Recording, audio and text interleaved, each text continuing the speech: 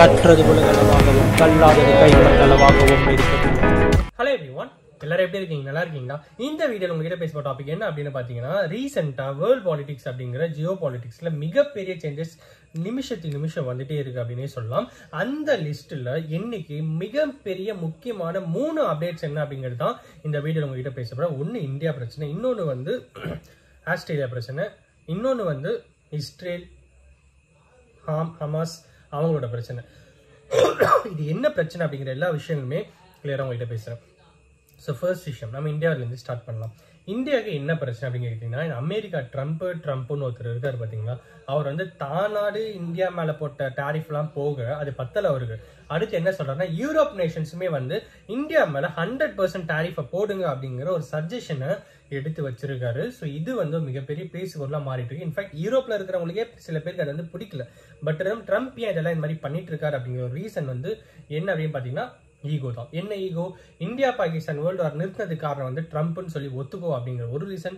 அப்புறம் வந்து இந்தியாவில் அக்ரிகல்ச்சர்ல யூஎஸ் இன்டர்ஃபியர் ஆகும் அப்படிங்கிற இன்னொரு ரீசன். இது ரெண்டு தான் யூஎஸ் வந்து இந்தியா வந்து மாட்டேன்னு சொல்றதுனால யூஎஸ்ல ட்ரம்ப் அவர்கள் தலைக்கு மேலே ஏறி ரொம்ப ஈகோல வந்து இருந்துட்டு இருக்காரு அப்படின்னு வந்து சொல்லலாம்.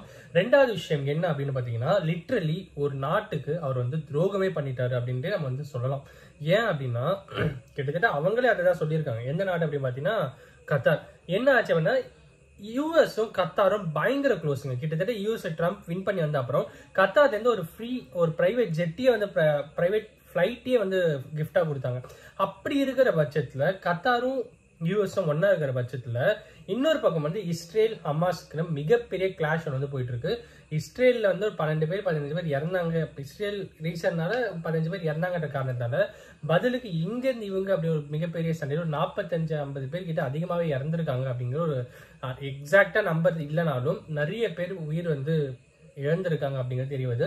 ஸோ இஸ்ரேலும் ஹமாஸும் பயங்கர சண்டை போட்டுட்டு இருக்கு. இந்த நேரத்துல ட்ரம்ப் அவர்கள் கவர்மெண்ட் என்ன சொல்றாங்க பாத்தீங்கன்னா, தம்பிங்க பாருங்க, சண்டைலாம் போடாதீங்க, எனக்கு வந்து நோபல் பிரைஸ் வேணும். ஸோ அதுக்கு வந்து வேர்ல்ட் பீஸ் ரொம்ப இம்பார்ட்டன்ட். அதுக்கு நீங்க சண்டை போட்டீங்கன்னா அதெல்லாம் செட் ஆகாது. நீங்க 2 பேர் வாங்க, ஒரு இடத்துல வாங்க, பேசி இந்த சண்டையை வந்து சமாதானம் ஆகும் அப்படின்னு சொல்லும்போது இஸ்ரேலும் ஒத்துக்கிட்டாங்க, ஹமாஸும் ஒத்துக்கிட்டாங்க. பட் இஸ்ரேல்ல ஹமாஸ் போய் பேசுறதுக்கு ஹமாஸ் ஒத்துக்க மாட்டாங்க, ஹமாஸ்ல இஸ்ரேல் வந்து பேசுறதுக்கு இஸ்ரேல் ஒத்துக்க மாட்டாங்க. அப்ப இதுக்கு என்ன பண்றது அப்படிங்கிற பட்சத்துல சரி வேணாம், 2 பேருக்கும் காமன் வந்து கத்தார். என்னோட க்ளோஸ் ஃப்ரெண்டு பார்த்தாரு, அங்க வாங்க அங்க பேசிக்கலாம் அப்படின்னு சொல்லிட்டு அவங்க வந்து கூப்பிட்டாரு. ஸோ இவங்க எல்லாரும் இங்க வர நேரத்தை என்ன ஆச்சு அப்படின்னு பாத்தீங்கன்னா, ஹமாஸை கூப்பிட்டதே இஸ்ரேல் தான். இஸ்ரேல் யூஎஸ் கூப்பிட்டதே அவங்க தான். கூப்பிட்டு ஹமாஸ் வந்த நேரத்துல அங்க ஒரு பாம்பு பிளாஸ்ட் கத்தார்ல. எப்படி? யூஎஸோட க்ளோஸ் ஃப்ரெண்ட் கத்தாரு, அங்க ஒரு பாம்பு பிளாஸ்ட். இந்த பாம்பு பிளாஸ்ட்ல அங்க நிறைய பேர் வந்து இறந்தும் போயிருக்காங்க. கத்தாருடைய ஒரு செக்யூரிட்டி ஆஃபீஸர் ஒருத்தரும் இறந்திருக்காரு, அண்ட் இன்னும் நிறைய பேரும் இறந்திருக்காங்க அப்படின்றாங்க. ஹமாஸ்ல முக்கியமா பேச வந்தவங்கள சிலரும் வந்து இறந்திருக்காங்க அப்படிங்கிறது வந்து தெரிய வருது. இது நடந்த அடுத்த சில நேரத்துல வந்து யூஎஸ் வந்து போன் வந்து கத்தாருக்கு, தம்பி பாம்பு போட போறாங்க அப்படின்னு சொல்லிட்டு, ஆல்ரெடி இங்க போட்டவங்க இறந்துட்டாங்க, அதுக்கப்புறம் நீ போன் பண்ணி என்ன பிரயோஜனம்? அப்போ உனக்கு ஆல்ரெடி இது தெரிஞ்சிருக்கல, ஃபர்ஸ்ட் எப்ப சொல்ல வேண்டியதான் அப்படின்னு சொல்லி ஒரு கொஸ்டின் மார்க் ட்ரம்ப் மேலே இருக்கும்போது ட்ரம்ப் என்ன சொல்றாரு பார்த்தீங்கன்னா, கத்தாருக்கு எனக்கு க்ளோஸ் ஃப்ரெண்டுப்பா, இஸ்ரேல் தான் அங்க வெடிகுண்டு வெடிச்சதுக்கு முக்கியமான ரீசனே இஸ்ரேல் பிரைம் மினிஸ்டர் பிரசிடென்ட் தான்.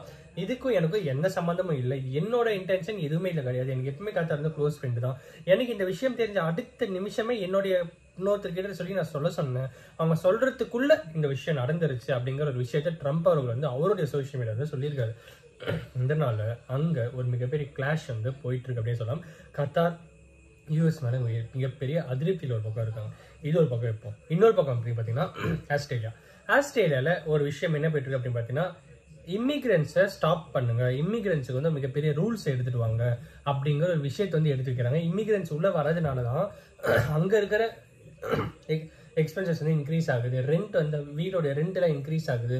இதுக்கு எல்லாத்தையுமே காரணம் இந்தியன்ஸ்ல உள்ள வரதுனால இந்த மாதிரி ஏகப்பட்ட விஷயங்களை சொல்றாங்க.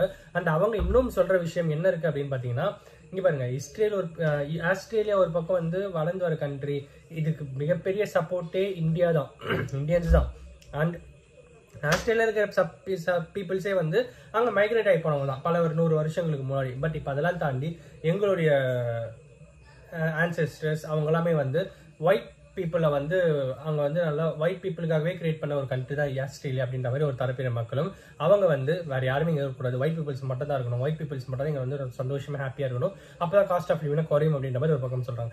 இன்னொரு தரப்பு என்ன சொல்றாங்க அப்படின்னு பாத்தீங்கன்னா, ஒயிட் பீப்புள்ஸ் இல்லை அப்படிலாம் கிடையாது, இந்தியன்ஸ்னாலுமே இங்கே வந்து மிகப்பெரிய பாதிப்புலாம் இல்லை, ரெண்டுல அந்த அளவுக்கு தான் ஏறல, இவங்க சும்மாவே சண்டை போட்டுட்டு இருக்காங்க அப்படின்னு சொல்லிட்டு ஒரு தரப்பு.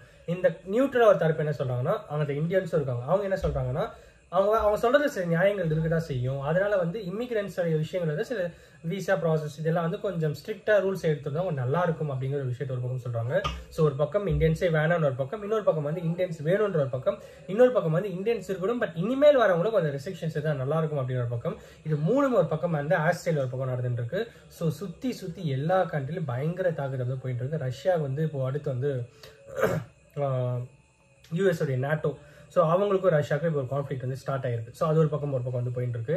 கிட்டத்தட்ட ஜியோ பாலிடிக்ஸ் அப்படின்னு வரும்போது ஏகப்பட்ட விஷயங்கள் கண் முன்ன இங்க இப்படி அப்படின்னு போயிட்டு இருக்கு. நம்ம சுத்தி முன்னாடிலாம் வந்து நம்ம ஊர்ல என்ன நடக்குது, நம்ம ஸ்டேட்ல என்ன நடக்குது, நம்ம கண்ட்ரில என்ன நடக்குதுன்னு பார்த்துலாம் போய் அடுத்து நம்ம ஜியோ பாலிடிக்ஸ் என்ன நடக்குதுன்னு பார்க்கும்போது இதெல்லாம் விட அது ரொம்ப இன்ட்ரெஸ்டிங்கா இருக்கு. எப்போ எது நடக்கும் அப்படின்னு தெரியும் போது இதையே நம்மளால ஃபாலோ பண்ணோம் அப்படின்னு பார்த்தா அங்க நடக்கிற விஷயம் இங்க நமக்கும் அஃபெக்ட் ஆகிற லெவல்ல தான் இன்னைக்கு இந்த வேர்ல்டு இருக்கு. அந்த வேர்ல்டு நம்ம ஸ்ட்ரக்சர் பண்ணி எடுத்துருக்கோம் அப்படிங்கும்போது அதையும் நம்ம ஃபாலோ பண்ண அவசியம் நமக்கு அதிகமாகவே இருக்கு. இதுதான் இன்னைக்கு நான் உங்ககிட்ட ஷேர் பண்ணணும் அப்படின்னு நினைச்சேன். இந்த வீடியோ நான் ஒருத்தருக்கு நாலேஜ் இருக்குன்னு சொல்லி நான் நம்புறேன். Thank you so much.